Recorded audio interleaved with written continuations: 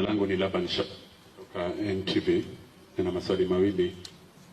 Kuna madai ambayo yameibuka kuhusiana na wizi wa mabegi 7,000 ya mbolea kutoka kwenye bohari kule Meru ya thamani ya shilingi milioni 29.5.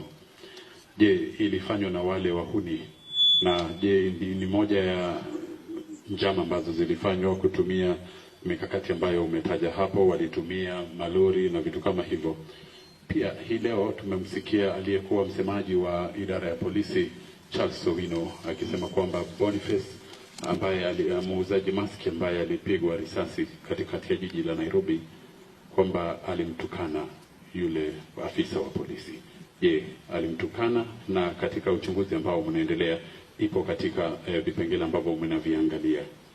Ya tatu na la mwisho ni je, uchunguzi huu ambao tayari umekwisha anza, inaonekana kwamba pengine imejikokota sana, ikizingatiwa kwamba mbele ya kamera wakati wa maandamano walionekana wale wahuni wakiiba, wakivuruga na vitu kama hivyo. Sijui kama kwamba inaonekana mnalaumiwa kwamba mmechelewa sana katika kuwakamata, na hawa ambao wanasemekana kwamba ndio mpanga mikakati kutoka eneo moja, ni eneo lipi na ni nani huyo?